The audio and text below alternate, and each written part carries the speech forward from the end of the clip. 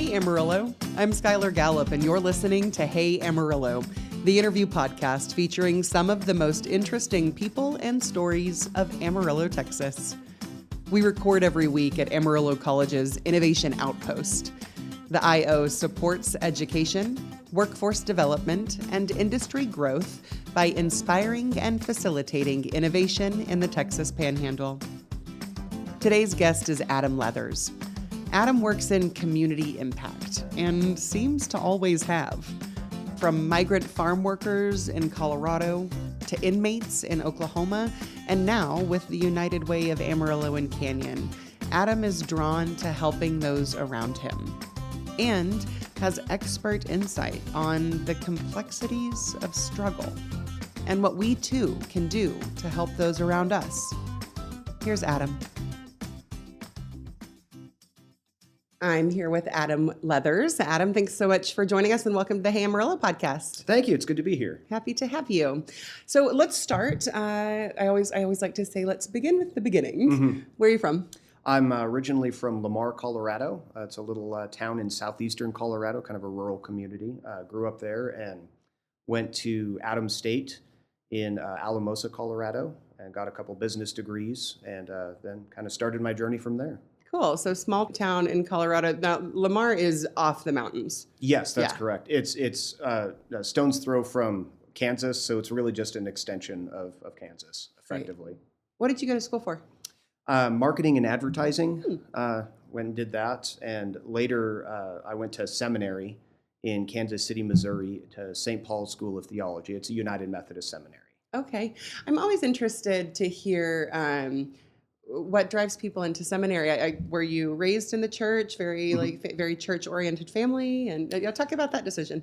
Sort of. I was kind of raised in the church. We were kind of Creasters, so we would go to church on Christmas and Easter usually. Oh, okay. I love that. Yeah, that's kind of insider vernacular. So we weren't really steeped in it. Right after I graduated my undergrad, I worked at a nonprofit radio station for a year. Cool. And it's called KRZA in Alamosa, Colorado. And it originally began to give voice to migrant workers. So it kind of stood for KRZA. And I kind of got into the nonprofit community there and volunteered with an organization called La Puente, which was kind of a food bank, among other things. And just kind of felt sort of a call to work with marginalized folks. I pastored. Ultimately, I really didn't want to spend my entire life pastoring, but it was just kind of a way to get into that. Is there a large migrant farm worker community up there in Colorado? In Alamosa in particular, yeah. Okay. There's a really big one. There's a huge mushroom place they grow. Okay. Which, fun fact, mushrooms, they typically grow them in turkey poop, so the entire place smelled like that. So it was kind of weird. It is like 9:06 in the morning, and I've learned my new thing for the day. Mushrooms grow in turkey poop. Turkey poop. Right. I can't wait to tell my children. They will love that. There was a big migrant population up there, and I saw a lot of injustice with a lot of folks there. So there was one particular gentleman. His first name's Francisco. He was undocumented, and he was being paid not legally, and they asked him. He was kind of bagging the mushrooms, and somebody else was putting them in the truck, and he kind of did that all day long. And they asked him to go ahead and put them in the truck as well, kind of doubling all of his efforts without paying him more. Of course. And they said it's either that or it's either that or not. Yeah. And it was very frustrating, and I really just, like I said, got a call to kind of care about those who really can't care for themselves, I guess. What year-abouts was this? When were you doing this work? That was early 2000s. Okay. So. Great. I'm interested in how that translated. So this was before you moved into seminary. Yeah. So you went into seminary. And was that sort of a parlay from your wanting to, or like kind of getting the bug of wanting to help people? It was, yeah, very much. It kind of transitioned into that, and I thought the church was kind of the best place to start in doing that. When I was in seminary, I was associate pastor of a congregation for unhoused people. And it was downtown Kansas City. It was called Grand Avenue Temple. And it's Kansas City, Missouri. It's right across the street from the courthouse, so it is downtown. and it's this huge, magnificent church building. And it used to be sort of Kansas City's aristocratic church, where all the movers and shakers went. And white flight occurred, and the downtown became what a lot of downtowns do in larger cities. And they kind of shifted to being an unhoused population. And that's really, really was formative for me. Growing up in a very rural community, I know there's unhoused people, but I probably was unaware of it. Sure. And I really got immersed into a world that I hadn't seen before. Mm-hmm. So heard a lot of painful stories as a result. Mm-hmm. It was a cool ministry. At night, we had a domestic violence shelter that wonderfully they were so protective of that I never got to be a part of it, and that was great. Nice. Because they had a pretty strict no guys policy, which was awesome. I was cool. No dudes allowed. Yeah, happy to be told no, you can't come in, and that was awesome. We also had it wasn't a clothing closet per se. It was called the Lazarus Boutique.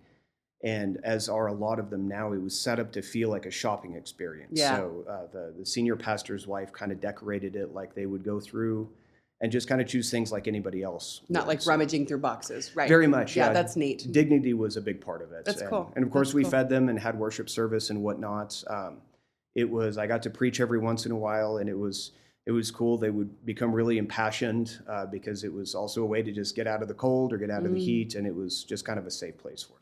Yeah. How long did you associate pastor there? 2 years, I think. Okay. So it was a lot of wild stuff. We would have a fist fight every once in a while. We had to break up. Yep. Definitely saw the majority of the women there were sex workers, just by nature. Mm-hmm. I think the stat is in the United States, 5 out of 6 homeless people are male for that reason, because very often a lot of the women have a source of income. I see. Or they living with a guy or whatnot. Sure. So definitely saw kind of a different side of life there. Yeah. I always think it's really valuable to hear from people who have that sort of very intimate frontline experience with those populations that I think are so easily very, very misunderstood by people who've never, really, really gotten in the dirt and done some really close work. What were you left with understanding better about people that find themselves in some of those situations? Excellent question. How disturbingly close most of the population is to it. Really, there's several different causes of homelessness. Yeah. And with these folks, they just had 2 or 3 things that occurred at once that most people in this country will experience at least once. Divorce was a really big one. Addiction obviously played a role. Mental health issues played a role. Previous abuse, arrests, not being able to get a job, a lot of stuff that so many of us have experienced. They just 2 or 3 happen all at once, and it's, I think what the average American doesn't have $1,000 in their savings account. It really just can occur to anybody, much easier than one would think.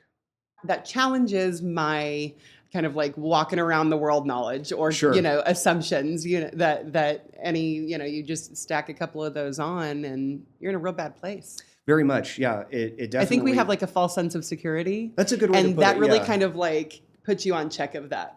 Very much. It puts you on check on that. It definitely makes a person realize their privilege. Yeah.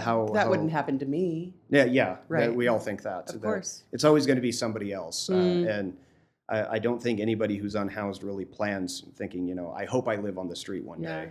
So it was. I know we're going to talk a lot more about it once we get into your current role at the United Way, because they're focusing really kind of on that borderline insecurity, which I think is really, really valuable work.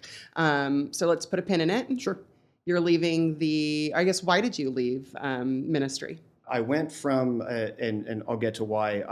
After I graduated, I went into prison ministry, and real similar population. You're just kind of a glutton for punishment, right? I guess so. You just find really hard things to work on. Rewarding, yeah. Yeah, I guess that is the other side of that coin. Can be tough, yeah. Hear a lot of stories. Again, it makes one very grateful for one's life. After leaving prison ministry, I then Where were you doing prison ministry? In Oklahoma City. Okay, so now you're in Oklahoma, and are you moving around just for the jobs? Yeah. Okay. In the United Methodist Church, I was in the annual conference, and we're itinerant, which means we don't really choose where we move to. Okay. We're kind of appointed, and churches really don't hire their own pastor. The prison ministry, I was the executive director of it. There wasn't a lot of competition. People really didn't want to do it. And I was, understandably, so I was happy to do that. After that, I got a little burnout from that after 4 years. Talk about that experience. So in Oklahoma City? Yeah. So the big prison. Very much. Yeah. So it was a statewide nonprofit. It was called CJAM, Okay. Criminal Justice and Mercy Ministries. And it was statewide, and we had 3 churches for prison inmates and their families. So in Oklahoma, you have maximum, medium, minimum, and then what they call community.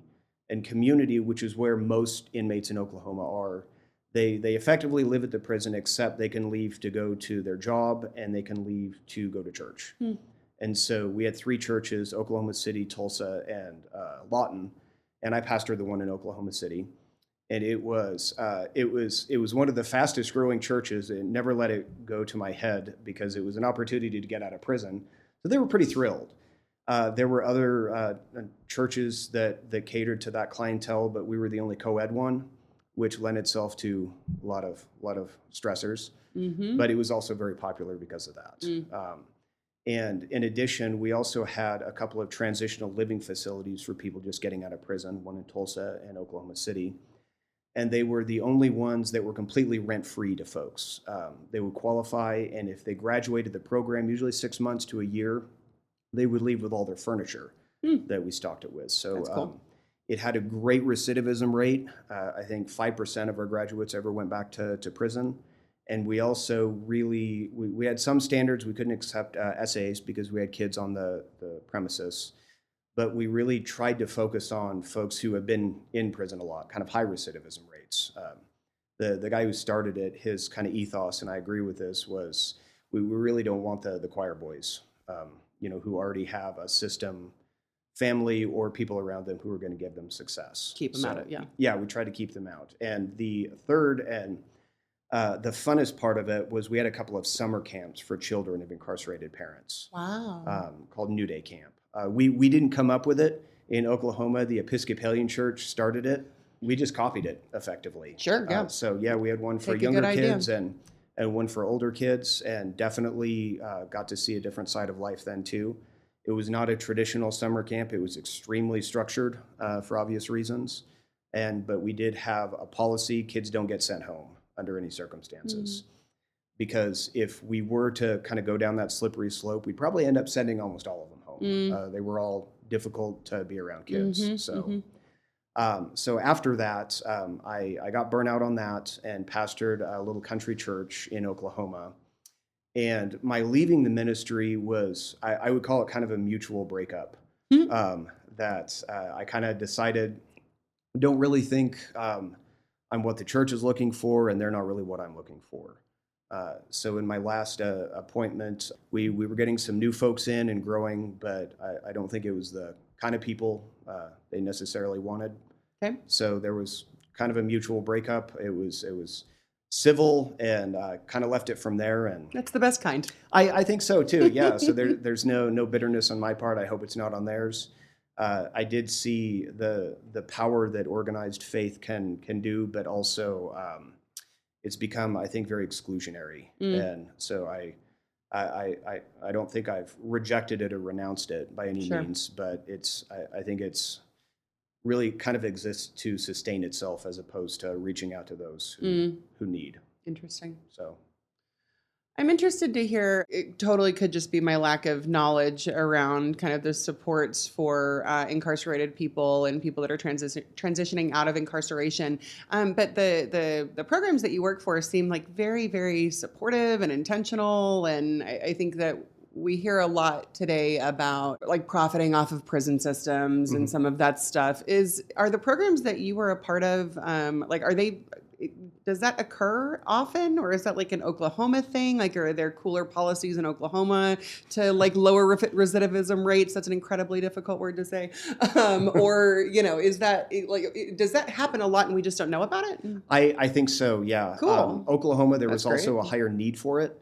Okay. Oklahoma, it's really depressing, and they're in so many categories, number 50 at things you don't want to be last at, and number 1 at things you don't want to be first at. It's a tough state. And so in Oklahoma, it's the number 1 state for imprisoning women. It's the highest domestic abuse state in the country. I think was either 3rd or 4th for incarcerating men. So it was really born out of just a serious need. They put a lot of people in prison, and it's been interesting. I did some advocacy there to talk to people on all sides. The corrections officers in Oklahoma were, God bless them, it's got to be the hardest job in the world. Incredibly difficult to staff because they don't pay them much of anything, but they'll only hire you if you've never been arrested or convicted of anything. So it's a real narrow swath of people Shallow pool. they can find. And even speaking with a lot of the judges felt they had their hands tied by minimum sentences. I've never known a judge who thinks those are a good idea. I really got to see it from all of those sides. I got to see it from the police force. A lot of our volunteers at New Day Camp, we would get cops to come do and volunteer. They didn't disclose what they did for a living to the kids. But they were kind of the perfect group of people to keep things calm. But also, a lot of them had these pretty guilty consciences that they had to go take these kids out. They had to go take dad and put him in prison for a drug charge or something they didn't really personally believe in. They kind of had to. And so I saw a lot of empathy for even the system that would cause it, and even a lot of the senators we would talk to, and state senators and state reps. We would talk to about changing laws or changing the system, and so many of them would look me in the eye and say, "Reverend Adam, I'd love to, but I wouldn't get reelected." So it was really it's really easy to kind of pin the entire system on one group of people, but ultimately I would say it's voters is ultimately kind of who causes this situation. I also think it's really valid for you to humanize not only the people that are negative, like directly negatively affected by the systems in which we live, but the people that live in it that can't change them. Very much. The police officers and the reps and, those people. Also, if you're working within a challenging system, to be on that side of it and perhaps feel a bit helpless. Very much. That's what I discovered. Like I said, it's easy to kind of demonize them, and there's certainly plenty of blame to go around. Sure. I also understand with my demographic, it's pretty easy to not be frightened of police officers. I'm a white dude, but I did see a lot of people who were caught up in it who would have loved to change it, but they just felt their hands tied. And like I said, it ultimately goes back to just kind of the general mentality of corporate mentality of the people. It's kind of what causes it. Yeah, I think empathy and grace go a long way. Yes, very much. Yeah, very much. Yeah, United Methodist Church is all about grace. So that's yeah. Okay, so where'd you go next? You were in little. What did you call it? A hometown church? Just a small country church. Yeah, country church. I love it. And after that, we moved to West Texas. Yeah, where at? Or to Canyon, where we still live, my wife and I. And that was for... It's a hot take calling it West Texas up here. Oh, well, I was stuttering. I agree with it. But West Texas A&M is where she works. Okay, so, there we go. It's the Panhandle. Okay. And we moved here for her job. And what's she do? What's her work? She's executive director of undergraduate admissions. Cool. And so currently she's over international admissions. Fun. Very, very much complicated, certainly. And so I won't tell any of her stories, but she has plenty to disclose. I have to have her on. Yes, very much. I'll let her know that.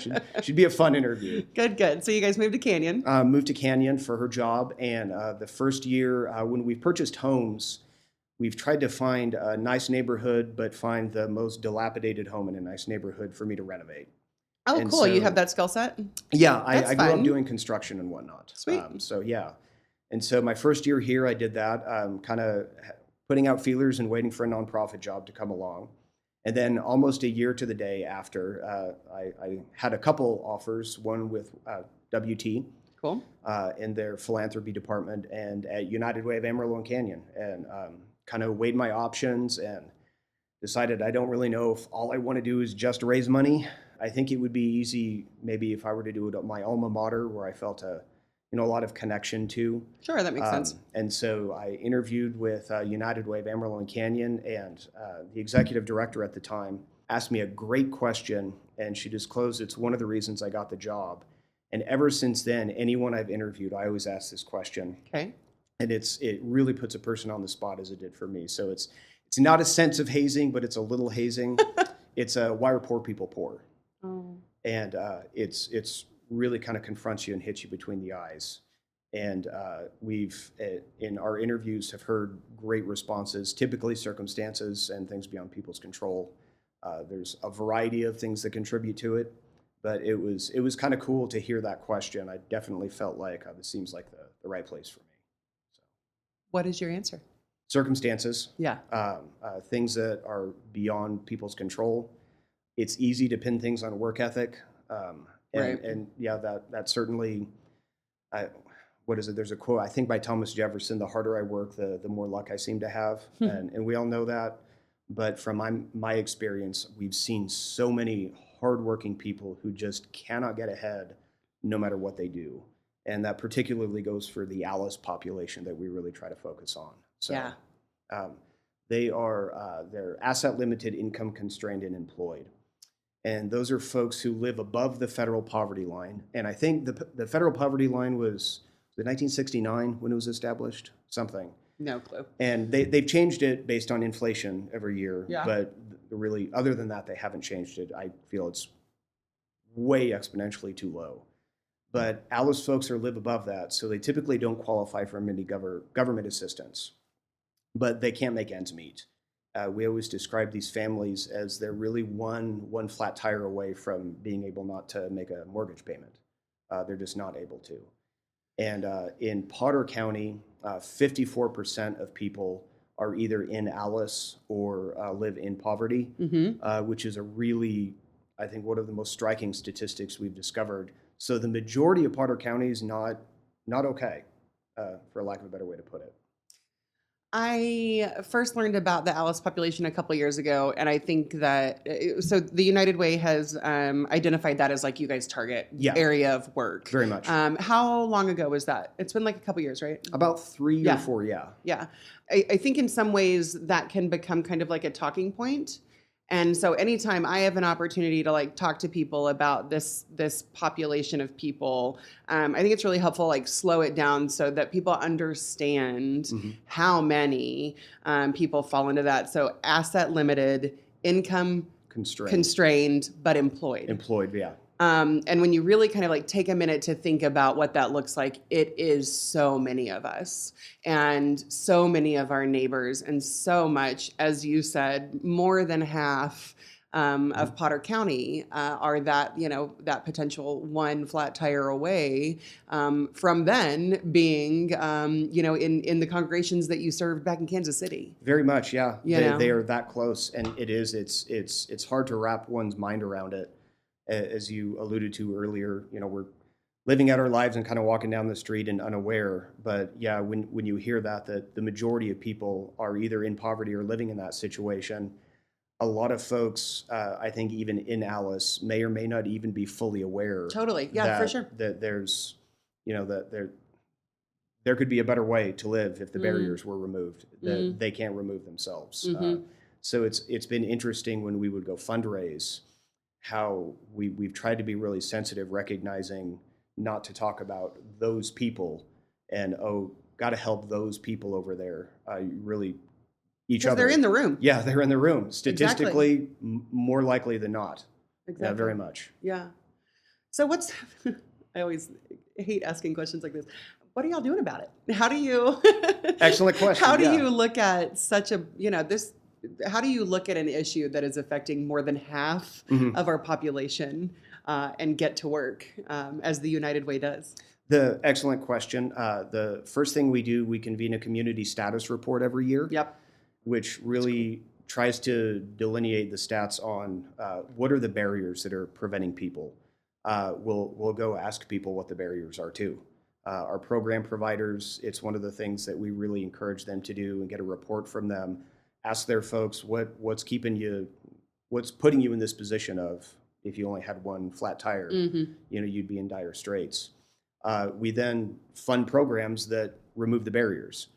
We do health, education, income, and basic needs, and youth as well. And we try to, and there's never a right answer to this, whether you want to be upstream or downstream, whether you want to try to stop the hemorrhaging or prevent the injury. Yeah.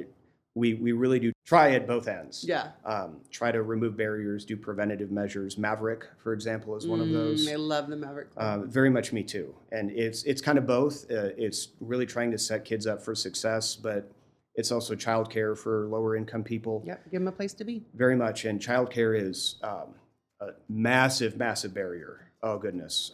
One that in our community status report, I've worked with a statistician that developed it, and it's still hard to believe just how much that plays into people's lives.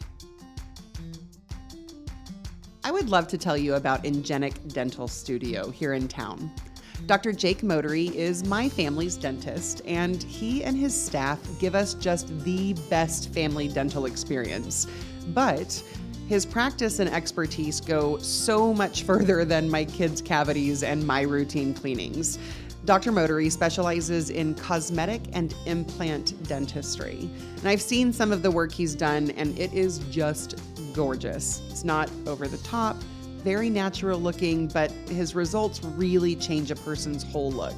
So if you're looking for family or personal dental care, or for a more aesthetically enhancing experience, check out Ingenic Dental Studio online or at their location on Georgia Street, right next to Market Street and Steak Express. That's Ingenic Dental Studio. They're a supporter of the podcast and do really great work.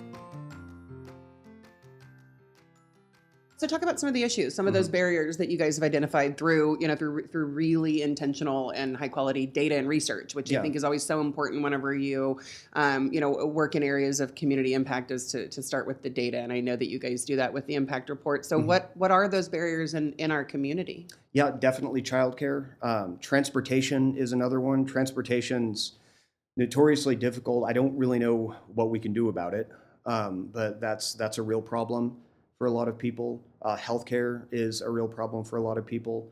There's also kind of an educational component of navigating, I don't believe in the bootstrap myth at all, which is the nicest word I can think of to call it. Yeah. But there's also a lack of education on what you can do in your own life to really kind of help yourself. So one of them is Goodwill. That works with people to put together basic skill sets, resumes, how to apply for a job, how to start a bank account, that kind of thing. Yeah, it's been a couple months now, but I had a resident of Transformation Park on the podcast. Yeah. And I learned that the Goodwill, and I think I'm a pretty involved member of my community. I had no idea. I had no idea that Goodwill did literally anything other than their store. Yeah. Which I feel bad saying that, but it's just the honest truth. And the resident that I had in, he put his resume together. He got connected to his first job. I mean, the Goodwill was instrumental in helping him kind of get back on his feet. Very much, and that is really common. And until I started working for United Way, that was kind of my assumption too. I really didn't know anything other than it's get inexpensive clothing there. Well, and I think it probably proves your point about the importance of education around what's available. That's if people don't know. Yeah, if they don't know, they don't know. They can't access them. Yeah, they do fantastic work in that respect, just to teach people those skills. Transformation Park, we don't directly fund them.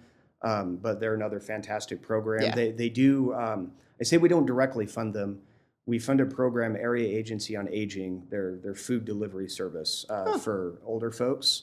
And Transformation Park cooks that food. Oh, cool. So nice. That's brilliant. It really is. It's one of those things that we shout from the mountaintops. They're such good, humble people. But it's just one of those cool things they do that I don't think a lot of people know. Yeah. Mark Zimmerman's such a fantastic person. All of them are. They focus on the unhoused population so much, but they're even taking care of folks that people I don't think realize. Yeah. So sometimes that's a problem with philanthropic and nonprofit work is you gotta tell your stories. You gotta brag on the work that you're doing. You gotta brag a little. We're lucky that we have 22 programs that we fund, so we get to brag on them all the time. That's how we fundraise. Yeah. Is to brag on them. Yeah. The other component that we do as far as removing barriers, we own 211. I love this service. Yeah, I do too. And it's absolutely, yeah. Fantastic people. It is a non-emergency based social services needs hotline that you can call. Effectively, and it's hard to even narrow down. It's everything except an emergency. As far as SNAP and benefits, they transfer to the government for that. But virtually anything else, if you need a food bank, if there's reduced health care somewhere, really anything, even where your polling place is, it really is all of that. And what's cool about 211 is they have a database. If there's a program, they know about it. It's easily the largest database in the Panhandle of different resources. It's actually accessible to anybody. It's public knowledge. You can go on and chat with somebody or just look it up yourself. Our 211 operators, though, are kind of problem solvers. So they have that human contact where somebody will call and they say, you know, my tire's flat. I'll go back to that. I don't know what to do. We're about to lose the house, blah, blah, blah. And our operators can talk through our call specialists, can say, okay, well, what's your food budget? All right, you can go here and here and get a box of food. You can go here for reduced childcare. And they try to problem solve with them. The other element that they do, and this is kind of our most direct service, it's called specific aid. And what specific aid is, it's rent assistance or utility assistance for certain people who are about to be evicted or had their stuff shut off. It is, anytime we've raised money for it, our fantastic fundraisers will ask, well, how much do you need? And the answer is always, I don't know, $30-40 million. You're not going to raise too much. So the tough part about specific aid is it's when it's gone, the funding. So it's really, really funding specific. But we've tried to recently focus on utilities, working with Excel and Atmos. Both of those companies, I can't say enough good things about them, are really instrumental. They don't like shutting services off. And one of the things that our call specialists will tell people, if you're about to have services shut off, call them. They will do everything they can to try to work with you. Nice. And if a family qualifies for specific aid, then we can get the stuff shut back on. Again, we work extensively with them. They're good people. They're not. I know every corporation is, they're in it to make money, but they have people just call them, and that's something our 211 really tries to focus on. I think I'm not quite sure that I knew that 211 was like a Panhandle specific program. This one is every section of the state has a specific one. Okay, cool. Area information centers they call them. So Lubbock has theirs. Lubbock focuses on their area in the Permian Basin, and 211 is 24/7, 365. Yeah. Our call specialists are Monday through Friday, 8 to 5, and at night we contract with Houston to take over the evening ones. Okay. And so we encourage people, if you need to call at 2 a.m., you need to call at 2 a.m. Yeah. You'll be talking to somebody, in another part of the state. But if you call during business hours, then it's a local. They know exactly. They don't have to just give you an address. They can say, oh, go here and talk to Jeff, and that's kind of that human connection. So that's why it's really important to have kind of that local sense, I think. Yeah, it seems like it would be very comforting. Very much. And a lot of us at United Way and 211 are deeply familiar with living in Alice. So it instills a sense of empathy, I think. Yeah. I think it's really helpful to name how difficult it is to navigate, like, adulting, even in the best in the best of cases. It really is. I had this unnerving situation the other day where I needed a non-emergent x-ray, and my insurance company was telling me that I needed to go to have like full coverage or whatever of my very, very good insurance, like naming my privilege there. But I needed to go to not an urgent care, not an emergency room, not my doctor's office, a standalone clinic that had imaging. Okay. And like my powers combined, actually I called my brother-in-law, who is an emergency room physician, not in Amarillo, so he doesn't know. And I was like, what is this? And he was like, I do not know. That's not comforting. I was just like, how how complicated are these systems that we live in every day that in a non-emergent situation, I can't, thank goodness I just ended up not getting an x-ray for my kid because he was kind of blowing it out of proportion. But like, and that's kind of what I always think about is like, and then you add challenges, you add language barriers, you add, time constraints, you add bandwidth, all of the things that make it exponentially more difficult. Yes. And add higher stakes.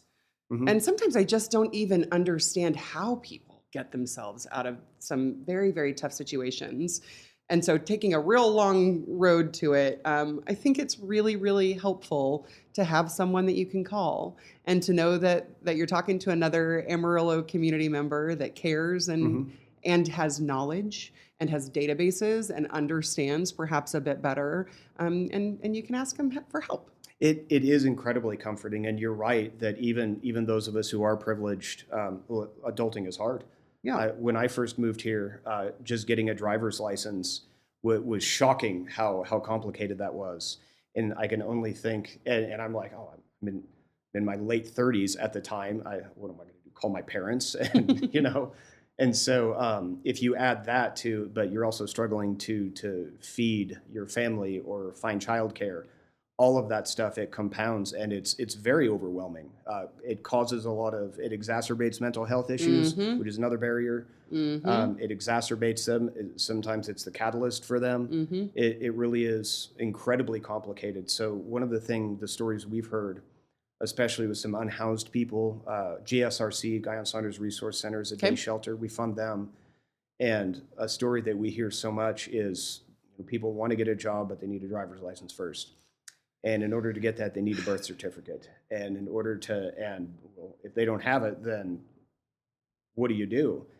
And the bad part is I don't know. I think the 211 folks could try to help them solve it, but if someone were to come to me and ask, what do I do? 211, I really wouldn't know where to begin. Yeah. And that's a really, really common one that we hear. They don't have a birth certificate, so they just kind of don't exist. And maybe they come from a background where their parents didn't keep it or whatever, they lost it. Sure. They just had more important things to worry about. Sure. It's very common, unfortunately. But you're right, adulting sucks. Yeah, it does. So similarly to the question I asked you about your ministry in Kansas City, what are some things that you've uniquely learned in your position in the United Way about Amarillo? I know that people of Amarillo are well known, for being friendly and helpful and whatnot, which I think it's more so than a lot of people might realize. So I've lived in mostly the central part of the country, but inner city and rural and whatnot, and suburban, and Amarillo is easily I find to be the most generous, helpful people. I feel like in most communities, you have a kind of a small contingent of people who are really helpful, a small contingent of people, pardon my language, wouldn't piss on you if you were on fire. Sure. And then this kind of like a bell curve. The majority, probably good people, they just maybe don't want to get involved. Yeah, mind their own. Mind their own, yeah. What do they always say? In an emergency, you should never cry out help. You should point at somebody and say, oh, in the blue shirt, call 911. I think the overwhelming majority of people in Amarillo are not that. They really will help each other if they can. So that's what I've learned of it. Yeah. What drives you in this work? Originally, definitely my faith. Sure. Matthew 25, Jesus talks about the least of these, and that's still a driving factor. Mostly it's really knowing that we can't make major shifts. We'd love to, but knowing I get to get up and I'm privileged to do this work. And I kind of feel, because I am very lucky in life, that I really just kind of have an obligation to my fellow human being to help them. I think sometimes whenever I think about community impact work or get to talk to people who are kind of in it, one of the questions I think about is like how easy it is to get overwhelmed with the size and complication or complexity, I guess, of the problems that we're trying to address. Yeah. Do you experience that? And if so, have you found a way to kind of like break through those feelings? I think everyone does. It's easy to get overwhelmed and get discouraged. The thing we do, our staff is incredibly close, really tight knit. We rely on each other. We also cling to the little victories we have. We cling to those small victories when we hear stories of people who are able to pull themselves out or be pulled out or mutually are able to get out of the situation. It also, what we really like is when different of the program providers we fund will think of a new angle on how to help people. So one of the things that springs to mind, Family Support Services has the only family violence shelter in Amarillo. Mm-hmm. And a few years ago, they discovered that a lot of people who were being abused they had reluctance to leave because they had a pet at home.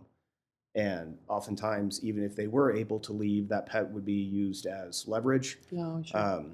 Come back or I'm going to hurt the dog Yeah. or whatever. And so Family Support Services has a pet shelter on site there that they kind of developed. And it's weird that we cling to the small victories, but we also cling to the victories we'll never know about. But knowing that shelter gets used a lot, the pet shelter does, knowing that they started that and we get to be a part of that story, we know there's got to be people who otherwise would have been in a situation that now they're not in, or at least got temporary reprieve from. Well, and I think whenever, if you name that more than half of our population is, one, we've been kind of going to the flat tire thing away, one inconvenience away from being in a really bad position, then you also get to name that if you're able to remedy one of those relatively small inconveniences, how bad of a situation you have kept them from. Very much. And yeah, it's like I said, it's victories we won't ever, strictly speaking, know that we had, but victories we know we had. Yeah. And our program providers, they do such amazing work. They're always really good about telling us about that. And since we have such a wide spectrum of them, we get to hear a lot of those. So one of the really fun ones that's very fun but visceral, that the victory we know we have is Family Care Foundation has a dental clinic. And it's the only completely free dental clinic in Amarillo. There are other places that are kind enough to do reduced charges, but they're the only place that's completely free. And this hits at such a human level. You got to think, if you have an abscessed tooth, one of the most miserable things on earth, and there's a population where for them, their options are either live with it, get a pair of pliers, or Family Care Foundation. And knowing that's not something we even need to quantify. At a human level, we know there's people out there who otherwise they would just have to be in excruciating pain every day, and simple procedure, they don't have to. Yeah. Those are the ones that keep us motivated. Mm-hmm. What gives you heart in the work or hope in the work? I think there are a lot of challenges right now for nonprofits due to funding and benefits being cut and just all sorts of things.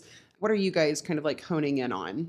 How many of the nonprofits really try to kind of help each other out and convene? That's kind of our ethos, is to collaborate and convene and bring people together. Our CEO, his unofficial slogan is "We know a guy." That's been so fun to do, to be able to bring hope to people, knowing we can't fix it, and it's not always just our program providers. It's also just other nonprofits, just friends. We have distribution lists on our email. One is program providers. The other is just friends of United Way, people we know that we're able to be friends with. That definitely brings us hope, knowing how many people are working toward that. That being said, I don't know if Amarillo needs as many nonprofits as we have. I know, that's always the conversation. Yeah, but there are some who are doing fantastic work, even outside our program providers, that we're just happy to be alongside with them. Does your marketing feel like a shot in the dark? Are your social media posts getting lost in the scroll? Unlock your business's potential with SKP Creative. They know your audience and design posts that reflect your brand and drive real engagement. From scroll-stopping social media content to powerful traditional marketing, graphic design, and website development, SKP Creative covers it all. Are you ready to elevate your feed and turn your marketing into a success story? Visit skpcreative.com today. I'm back with Adam Leathers. This is the part of the show I call 8 Straight. Mhm. I've got 8 questions for you. You can answer them in as much or as little detail and however you would like. Okay, excellent. Wonderful. When you think of Amarillo 10 years from now, what do you hope for? I would hope for kind of a larger diversity of thinking, but also a reduction in tribalism. And I say tribalism, I mean, that's a loaded word. I don't just mean the wink, wink, nudge, nudge, you know what I mean. But also in terms of maybe people caring about situations that don't affect them.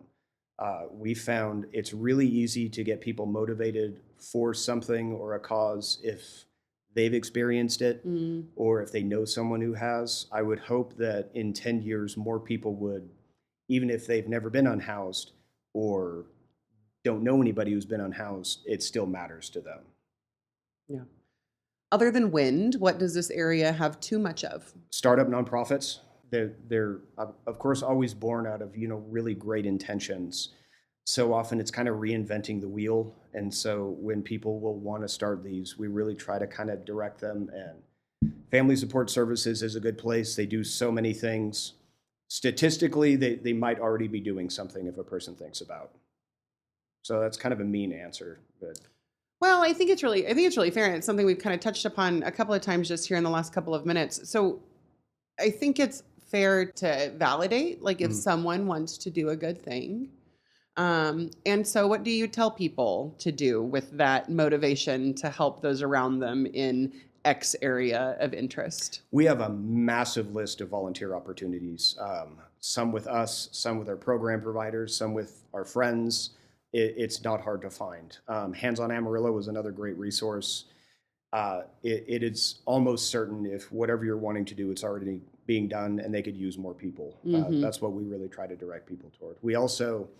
I'm a volunteer with Texas Ramp Project, so I gotta plug them. We can always use more volunteers with them too. And that's building ramps for handicapped homes, correct? Yes, that's Yeah. correct. Yeah. And I really got to brag on them. It's very exciting. Each section of Texas has their own kind of chapter. And the most prolific of the builders in Texas is Dallas in terms of real numbers. The number of ramps that the Panhandle builds is slightly beneath Dallas Wow. in terms of real numbers, but per capita, the Panhandle Texas chapter is far and away the most prolific ramp builders in the state. So it's around this time of year, it's just about every Saturday there's somebody out building a ramp. That's cool. Yeah, so there's always a place. So call the United Way, put that money, put those man hours, put it to work. Yeah, You guys absolutely. have it There are plenty of opportunities. before you file that 501c3. Very much. Somebody else is already doing it. It's a certainty. Yeah. So what does this area not have enough of? Cooperation, I think, and I think we're friendly, but oftentimes we do let division kind of build up between us, and I think a little more of that would be helpful. Adam, what's your favorite local building? I would. And does it have a ramp? No. I think it does. Yeah. I would. My inclination is to say Lowe's since I'm there all the time. Okay, very good, very good. But realistically, I really like the Amarillo Area Foundation building. Oh yeah. It's really cool. It strikes this very professional, but you feel really comfortable, slick but homey type of place. And I also love the people there, so I'm sure that kind of affects it. But Yeah. This building's cool though too. Yeah, the IO. It is a Yeah. good building. I love both of them. Yeah, the foundation is so cool. I think it's just like 3 years old now. Yeah, just a couple of years. Yeah, I was just driving by it on the way here, actually. And one of the things I love about that, they built that to sort of be like a community center. So, nonprofits can use the rooms and stuff. And they have an absolutely packed parking lot this morning. And it was so fun to drive by. And it's so funny that you mentioned that because I just, in my mind, went like, I wonder what really incredible work is being done in that building with that packed parking lot this morning. Certainly something. Yeah. When one of the things that we started a few years ago are care kits, and we do. I think they're around 1,000 a year, and they're kits for people who are living on the street. So granola bars, hand warmers, socks, gloves, real basic stuff. And what they're designed to do is keep in your car. And when you meet or see an unhoused person, you'd give it to them. And originally, I'll acknowledge I had a little bit of malice when we kind of designed these. I really wanted to eliminate the excuse of not interacting with unhoused people because I don't want to give them money, but I don't know what to do. Big air quotes. And so I wanted to eliminate that to where people would either, okay, they have this thing, they would have to interact or confront the fact that you don't want to talk to them. Just you're admit avoiding it. it. It's fine. You're just avoiding it. I bring that up, and it's connected to Amarillo Area Foundation. One of the first things they did when they opened is asked us for a bunch of those because of their location. So when unhoused people would come in, they would have something to give them. That's their spirit in a nutshell. Fantastic, amazing people over there, I think. Are the care kits, is that a good idea? I kind of ask selfishly because my kids wanted to do something to help unhoused people that we were seeing on our way to school. And so we made a bunch of them. And I actually put 2-on-1 flyers in them, and I was really proud of myself for that. Yeah. Thank you. Anyway, I think it's always really, really important to think about or to find out from experts such as you guys at the United Way if the way that you are helping is truly helpful. It is, and I'll tell you what, how we figured out what goes into a care kit is we went to unhoused people and we asked, what do you want? Cool. If somebody in a car handed you something, what's an immediate thing that you would want right away? And we also have a map of Amarillo that lays out bus lines, and on the back, a list of every resource for an unhoused person in Amarillo and a phone number and whatnot. And one of the fascinating things we learned is when putting these care kits together, we asked unhoused people, what would you want? And a lot of them socks, and that was exciting. They liked the stuff we came up with. And we asked, well, would you want deodorant? And they all said, no, not really. But they all collectively said we would love toothbrush and toothpaste. Okay. And the reason that was pivotal for us is because it kind of confronted our assumptions in that you brush your teeth kind of for you because, it feels good and your teeth are nice and slick and you feel fresh. You tend to wear deodorant for other people. And it really kind of hit us between the eyes. Yeah, with saying, oh, do you want deodorant? It's making this implication, oh, I think you need this. You to stink. Make others more comfortable to or make something. Others yeah, feel more I comfortable. follow. So it was a good lesson for us when they said, no, we're good, but definitely toothbrush and toothpaste. So they're in there now. Cool. Yeah. We're going into the holiday season, and I would think that now would be a really good time. Maybe that families, I know a lot of times in the holidays, families are looking for ways to do volunteerism or do acts of kindness, stuff like that. So it sounds like, if somebody called the United Way and wanted to get a list of what you guys have deemed to be helpful to put in care kits, I assume you guys would let them know. Oh, and absolutely. Pick up those maps and stuff. Oh, sure. We'd be happy to. And a huge list of opportunities to volunteer. Always. I would definitely encourage people, if you're feeling the bug to volunteer, do it in January and February. Around this time of year, it's a lot of places, because it's close to the holidays, they almost have a waiting list of people who want to participate. So the church that I used to pastor for prison inmates, we would also have unhoused people come in, and we would have a Christmas Eve service. And we had a 4-year waiting list of people who wanted to come in and which is nice. Yeah. But we would always say, no, but can you come back next week? And always, no, we really wanted to. And so we kind of had to roll our eyes. But when people would want to kind of come in there and do that, we would say that's great. But, like I said, you're already a few years back to do it. So I would really hope people would volunteer. In January, February are really tough times to find volunteers for anything. I think that's another. We've really gone off the rails on this favorite local building question, but it's really, I really think this is really interesting and important again to make sure that the help that you're giving is in fact helpful. Yeah, I believe so. Yeah. Yeah, nice. Okay, thank you for that. Sure. Sorry. What's your favorite local restaurant, Adam? Cask and Cork. They're a short answer. Yeah. Cool. I don't go there often. My wife doesn't like it. She doesn't. She doesn't. So I'm. Your split house. Split house. Yeah. So Cask and Cork. I'm sorry if you're listening. It's not your fault. But I love it to death. I also really like Cask. How do you describe Amarillo to people outside the area? As I kind of alluded to before, that there is such a larger population of people who are genuinely helpful. I didn't grow up in the South, so I found a lot of people in the South to be polite and friendly, but really kind of bordering on kind of this passive aggressive Southern type of thing. I don't get a lot of that in Amarillo. I think people genuinely do care. A lot of people just don't know how to help, or a lot of people just need help themselves. Yeah, that's really valid. What's the most underrated aspect of living here? People is a good one, but I think there's a lot more to do here than people might realize.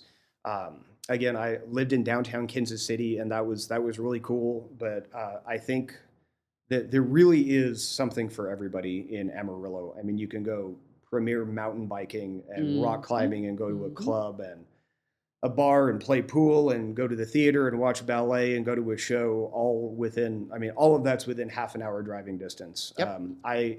I've personally found, this is my opinion, nothing against the good people in Lubbock. I would hate to live in Lubbock. We've gone there and they have a Bass Pro. I haven't really found any reason to go there. I don't even like their breweries. I really like our breweries. So. Yeah, I also am not hating on Lubbock, but I grew up closer to there, and there is a reason that I call Amarillo home. Sure. Yeah, no, fine people down there. Good That's people. Right. They're United Way. We're friends with them. They're fantastic, but I'm quite content living here. Yeah, so. Totally. When was the last time you went to Palladora Canyon? You just talked about biking and hiking and stuff, so that sounds like it's maybe your jam? Very much, yeah. Cool, I think maybe a month or two ago, which is about the longest stretch I've gone since I've lived here for 6 years without going. So in the summer, about every weekend on Sundays. I love biking in the summer down there because nobody's there and I have the trail all to myself. The downside is... So you go out there in the way hot? Yeah. Oh my goodness. The downside is obvious. I think the hottest I saw my car, and I know the temperature on your car is kind of misleading, but it's at 124. But I've always said as long as you just drink enough water, you'll be fine. And one of the things that's kind of trained me for that, here's a fun fact a lot of people don't know about me. For 3 or 4 years, I played Bucky, WT's mascot. As a volunteer. I don't do it anymore, so I can see that one coming. Yeah, so I can disclose this second life that I had.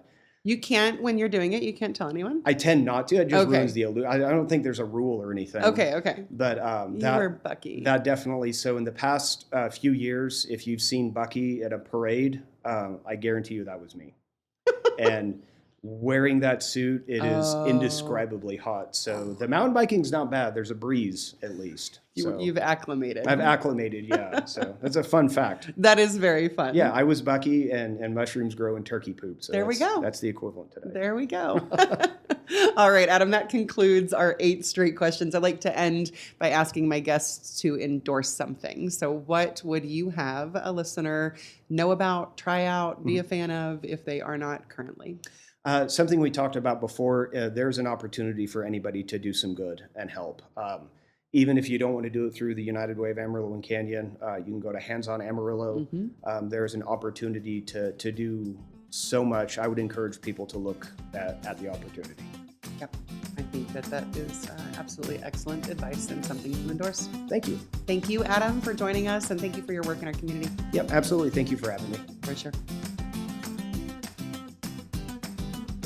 Get ready for unforgettable music from the Amarillo Symphony. On November 21st and 22nd, they'll take you on a cosmic journey with Holst's The Planets, featuring singers from West Texas A&M. Then celebrate the season at the beloved Happy Holiday Pops concerts. That's December 19th and 20th, and featuring special guest Annika Spaulding from the Little Theater. These festive performances are the perfect way to ring in the holidays with your favorite seasonal music and joyful entertainment. Whether you're drawn to epic orchestral masterworks or holiday favorites, there's an exciting experience waiting for you. Don't miss a single note. Visit amarillosymphony.org for your tickets today. And that concludes the episode. Thank you to Adam for the interview. You can plug into the United Way by visiting their website, uwamarillocanyon.org. Thanks to Ingenic Dental Studio, SKP Creative, and the Amarillo Symphony for supporting this episode, and to Angelina Marie for editing every week. Thank you for listening. This has been episode 424 of Hey Amarillo. My name's Skylar Gallup, and we hope you'll come back next week.